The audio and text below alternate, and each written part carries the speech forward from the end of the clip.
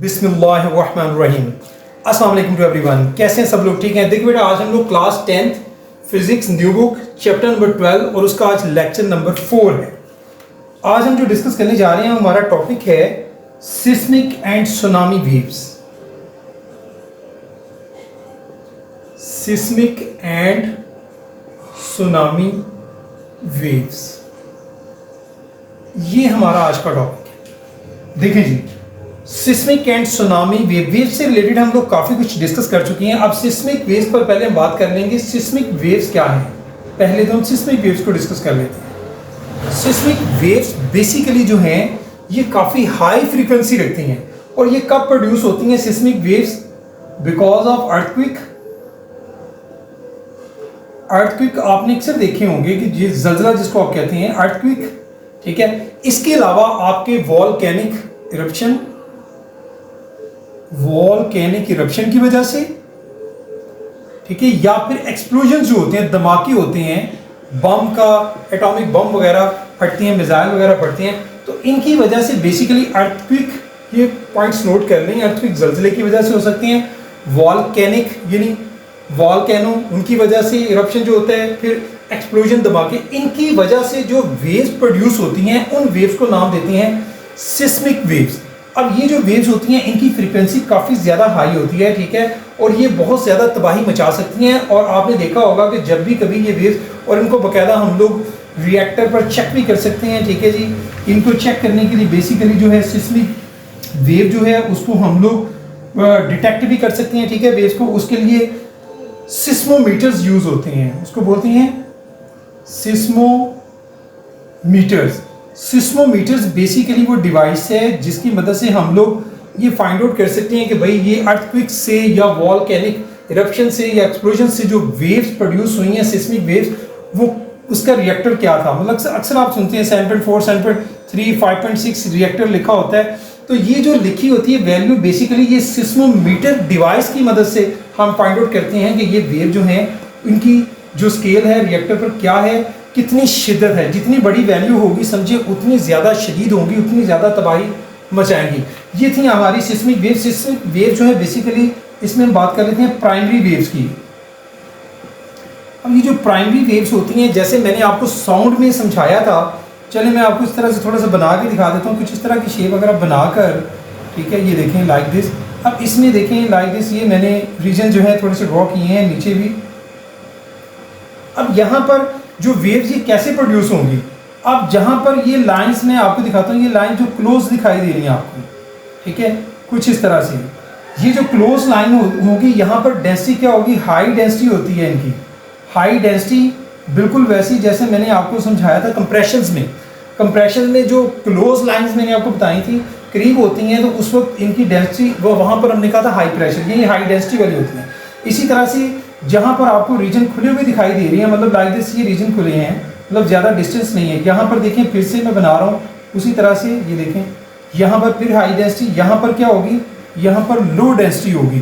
तो ये हमारी बेसिकली क्या है?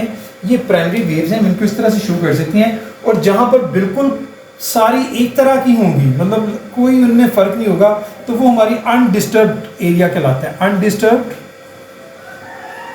यानी ये हमारी अनडिस्टर्ब्ड मीडियम है, ठीक है। यहाँ पर देखें इसका कोई भी असरात मुरतब नहीं हो रहे।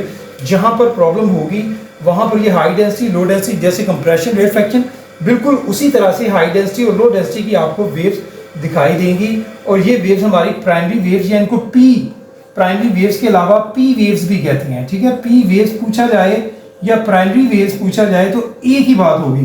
तो ये तो थी हमारी सिस्मिक वेव्स। अब हम बात कर लेते हैं सुनामी वेव्स क्या है उस पर।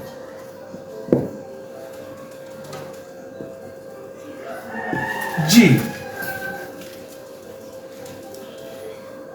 सुनामी वेव्स क्या होती हैं भाई? सुनामी वेव्स जो हैं ये भी समझ लें कि एक्सट्रीमली लार्ज होती हैं, एक्सट्रीमली लार्ज, और उसके साथ साथ पावरफुल होती हैं, बहुत पावरफुल वेव्स होती हैं। प्रोड्यूस कहाँ पे होती हैं? ये प्रोड्यूस होती हैं इन ओशंस, समुद्रों में ये प्रोड्यूस होती हैं। और कैसे? बिल्कुल इसके भी जो उससे मिलती जुलती हैं सिस्मिक, जैसे उसके फैक्टर्स हैं, इसके भी हैं। अर्थक्विक, इनमें भी अर्थक्विक इन्वॉल्व होता है, ठीक है। इसके अलावा ये लेकिन ये ओशंस में अर्थक्वेक आता है। इसके अलावा इनमें भी जो है वो आपके जैसे मैंने वॉल्केनिक बोला है, यहाँ पर भी वॉल्केनिक इरप्शंस हो सकते हैं। और तीसरी बात जो है यहाँ पर लैंडस्लाइडर, ये वो रीजंस होती हैं जिनकी वजह से सुनामी वेव्स प्रोड्यूस होती हैं। सुनामी वेव्स ये समझें, अगर ये सी बेड है, ये मैंने बनाया है सी बेड यानी समंदर का फर्श, यहाँ से ये प्रोड्यूस होती हैं। जब ये प्रोड्यूस होती हैं तो फ्यू सेंटीमीटर की होती हैं लेकिन इनकी हाइट, और इसी वजह से बाज़ दफ़ा जो बड़ी बड़ी शिप्स होती हैं जो समंदर के करीब लोग होते हैं और कोस्टल एरियाज के करीब, उन्हें पता ही नहीं चलता। ये समझिए कि बड़ी एकदम से मतलब ड्रामेटिकली मतलब फ्यू सेंटीमीटर से एकदम से इनकी जो मतलब डीप वाटर, यहाँ पर डीप वाटर है, डीप वाटर से जब ये मूव करती हैं ऊपर शैलोर वाटर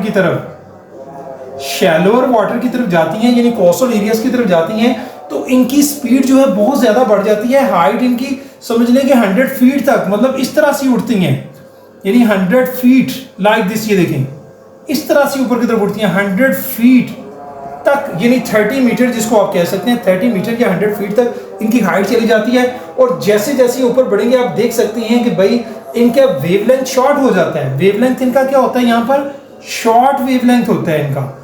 वेवलेंथ तो शॉर्ट होता है लेकिन इनकी फ्रीक्वेंसी जो है वो बहुत ज़्यादा बढ़ जाती है। आप देख सकते हैं इनकी फ्रीक्वेंसी जो है बहुत ज़्यादा, और इनका जो एम्पलीट्यूड है वो बहुत बड़ा हो जाता है, जस्ट लाइक टावर, यानी एक मीनार जो होता है, मीनार की तरह ये ऊपर की तरफ उड़ती हैं।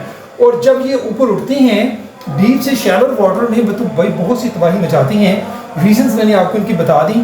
तो इनकी करैक्टरिस्टिक्स में बता दूं कि भाई इनकी जो रीचिंग मतलब 1 घंटे में इनकी जो स्पीड होती है पर आवर वो 800 किलोमीटर पर आवर, यानी एक घंटे में 800 किलोमीटर पावर आवर की स्पीड के साथ ये मूव कर सकती हैं। दूसरा मैंने आपको बताया कि ये 30 मीटर जो है तक मतलब ये हाइट तक जा सकती हैं, ठीक है। मज़ीद इनकी अगर बात करें तो वेव स्पीड जो है वो आहिस्ता आहिस्ता फिर डिक्रीज़ करेगी जब जैसे जैसे ऊपर जाती हैं, लेकिन जब यहाँ से ये मूव करती हैं तो ये बहुत हाई स्पीड में मूव करती हैं, ठीक है। फिर वेवलेंथ इनका शॉर्टन हो जाता है, जो मैंने आपको समझाया कि वेवलेंथ इनकी कैरेक्टरिस्टिक में क्या है, वेवलेंथ इनका शॉर्टन हो जाता है, वेवलेंथ छोटा हो जाता है। वेवलेंथ के छोटा होने की वजह से आप देख सकते हैं फ्रीक्वेंसी जो है वो इंक्रीज़ कर जाती है, फ्रीक्वेंसी बहुत ज़्यादा इंक्रीज़ कर जाएगी, एम्पलीट्यूड इनका इंक्रीज़ कर जाएगा। इसी तरह से जैसे मैंने बताया कि 100 फीट की हाइट तक ये मूव कर सकती हैं और ये बड़ी तेज़ी के साथ और बहुत ज़्यादा कोस्टल एरिया पर फ्लडिंग, डिस्ट्रक्शन, तबाही मचाने का बायस बनती हैं। बिल्डिंग्स इवन बहुत सी लाइफ को अपने साथ ले जाती हैं, बहुत ज़्यादा लाइफ लॉस होता है लाइफ का, बिल्डिंग्स तबाह हो जाती हैं। एरिया जो हैं वो आपको कभी वहाँ पर थे वो बिल्कुल मौजूद ही नज़र नहीं आते जब ये सुनामी आता है। बहुत से बड़े बड़े इलाके, इसका रियल वाक़या जो है वो 2004 में पेश आया था। ये इंडिया में इलाका था, मैं आपको बताता हूँ। इंडिया में एक इलाका था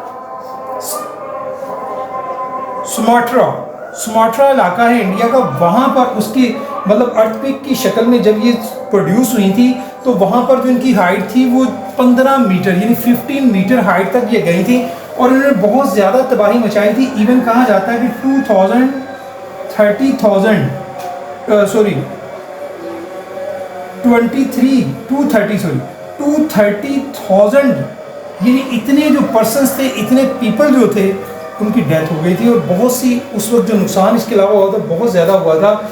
इसका मैं बता दूं कि सिर्फ इंडिया मुतासर नहीं हुआ था, इंडिया के साथ साथ जो उसके कुर्बो जवार में इंडोनेशिया था, ठीक है, इंडोनेशिया में भी इसके असरात मुरतब हुए थे, बहुत ज़्यादा तबाही मची थी। इवन श्रीलंका में भी, ठीक है, श्रीलंका जो है वो भी मुतासिर हुआ था। और उसके साथ साथ इंडिया थाईलैंड में भी, मतलब आप कह सकते हैं कि थाईलैंड भी जो इंडिया के साथ था, इंडिया, इंडोनेशिया, श्रीलंका, थाईलैंड, इसमें इसने बहुत ज़्यादा तबाही मचाई थी। सुनामी जो है बेसिकली समझ लें कि एक तूफ़ान ही होता है, तूफ़ान ही की शक्ल है वेव्स की, लेकिन ये प्रोड्यूस होता है ओशन में और सी बेड में। जब मतलब मैंने जैसे कि आपको बताया कि मतलब जब कोई अर्थक्वेक वहाँ पर आता है या लैंडस्लाइडर का इशू होता है, या फिर मैंने आपको बताया कि मतलब यहाँ पर अगर आप देखते हैं कि भाई वो कोई वॉल्केनिक एक्टिविटीज़ हुई है, ठीक है, उसका एरप्शन हुआ है, इनमें से कोई भी रीज़न हो सकती है।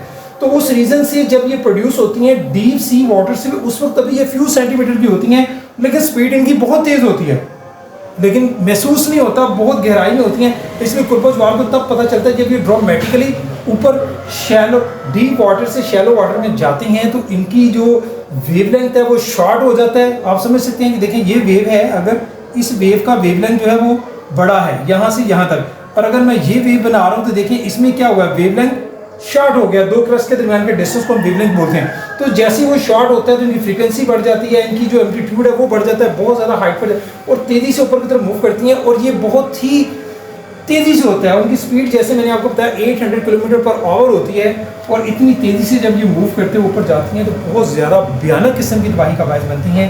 ये था भाई हमारा आज का टॉपिक, और इसी तरह से चैप्टर बी ख़त्म होता है। ठीक है, ये लास्ट टॉपिक था चैप्टर का।